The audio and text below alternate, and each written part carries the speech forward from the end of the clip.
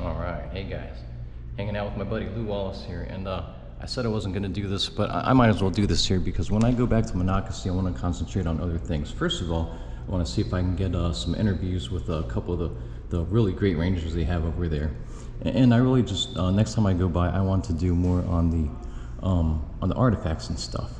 But I left off this little part here where Lou Wallace is communicating with the other Brigadier General up there, and he is General Ricketts, and they're basically talking about how they need to have constant and immediate contact with each other, and that of course was made possible by the telegraph.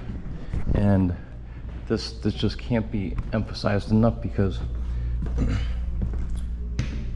it was only 20 years ago that this came into being. And furthermore, as far as leading up to the war, or I'm sorry, up to the Battle of Monocacy, which really began on July 9th, 1864, they actually had information about 10 days before that Jubal Early was coming up through the Shenandoah, and he was going to threaten Washington. Now, they first started getting a couple messages off through this guy. It was John Garrett, president of the railroad, who first alerted Washington, and he actually tried to alert Washington not once but twice, and the first couple messages to Washington were ignored. So he doesn't have any luck immediately, but the reports are eventually confirmed, and things get underway. But still, furthermore, even after they were late on the ball, and this all began because they kind of were looking down upon Lou Wallace again for reasons that go back to the Shiloh conflict. But they would not have been, basically they would not have been able to coordinate, to get everything together in time enough to make it all happen to defend the city of Washington if it weren't for the telegraph. They still had to send Ricketts up. All Wallace had was 100 days men. So the troops that Wallace did have at the time under his command were pretty fresh and green, so to speak. Were not battle-hardened veterans at all. The battle-hardened veterans at the Battle of Monocacy were provided mostly by General Ricketts, and he had to be sent up from Washington. That this all depended on very rapid communication. They also had to send more arms, rations, a whole trainload of stuff so that they could pull off this defense of Washington. And the whole point being, 20 years ago, 20 years before this all happened, this would not have been possible. Just 20 years before. Again, the telegraph was commissioned in 1843. The very first telegraph went off in 1844, but it took, of course, a few more years before, after that, before, just the first few lines were set up, just the first few lines. Now, of course, some of those first few lines, being of great importance to the military and to the government, were between Washington, D.C. and Baltimore. So, like I said, the Battle of Monocacy, while not a major battle in a lot of Civil War enthusiasts' eyes, is a big battle in my eyes because it was quite significant. It certainly saved the city from, say, a light sacking. It wouldn't have been, like I said, held for any length of time. But it saved it potentially from a light sacking, from some, ruckus and mayhem from Jubal Early, who was very well known for that. And it certainly saved a lot of political damage and saved Lincoln a lot of embarrassment, and may have saved him the election of 1864. That part's up for debate, but these things were kind of all in play and all going through everybody's minds at the time. One more funny story I want to tell regarding the railway is a real funny story because I always want to look at I always want to look at how these things get started. I've started getting into some of the causes and conditions and actions that happened before the Civil War. Hopefully I've done a video or two on some of the lead up to the Battle of Gettysburg. If not, I'm going to do some of those soon. But leading up to the Battle of Monocacy, is also a really fun story. You always have to look at what happened before to get the proper context. You cannot start with the opening salvos of any battle and hope to really truly understand it. So before the Battle of Monocacy, which was the 3rd Maryland campaign by Robert E. Lee and the Confederates into Maryland, of course the first one was Antietam, and the second one was passing through Maryland on the way to Gettysburg.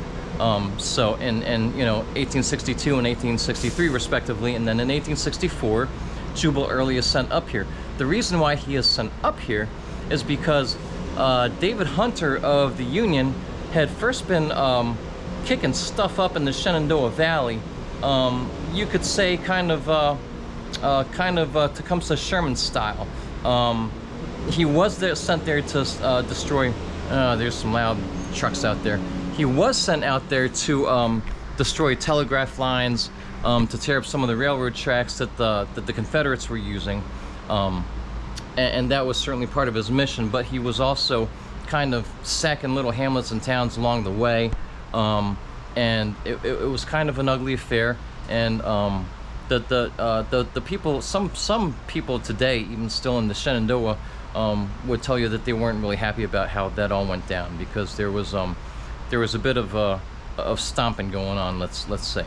But so David Hunter is there, and then after he has kind of more or less fulfilled his mission and cleared out the Shenandoah Valley and uprooted stuff, uprooted telegraph lines and railroad track, he is on his way to Lynchburg, because Lynchburg is a very, very critical juncture of railroads that lead into Petersburg, which is currently under siege.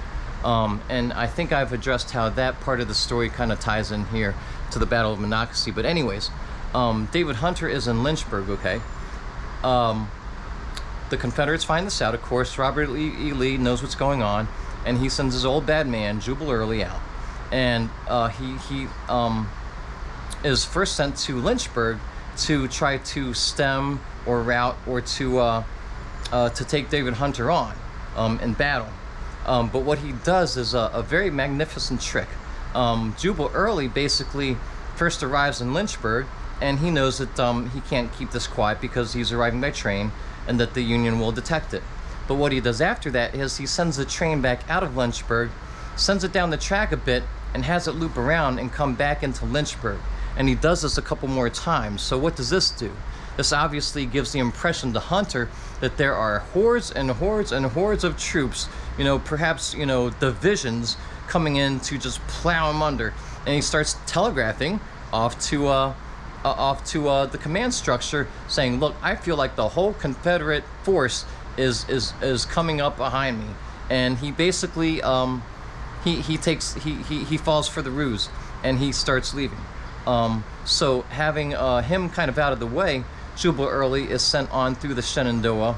I'm not sure if he's really supposed to try to restore some of the lines and some of the track or what, but he's sent back through the Shenandoah, I think also to clear it out and to make sure that none of Hunter's troops are still lagging behind or staying on post through the Shenandoah. But once he is through Shenandoah is the part where Robert E. Lee tells him, if you get through the Shenandoah and you can clear it out and make sure that it's secure, then I want you to head north into Maryland and to threaten the capital. So that is how that's the background. That is how things were set up for the Battle of Monocacy, which again, the railways have a whole lot to do with and play a very, very pivotal role in shaping. And again, like I said, not ensuring a Union victory, so to speak, but in helping the Union achieve its objective of stymieing Jubal Early's advance for just long enough until reinforcements from Washington could make it up and defend the capital properly. So there's a little more background on the trains, the telegraph, and the Battle of Monocacy. And I will see you guys again soon. Later.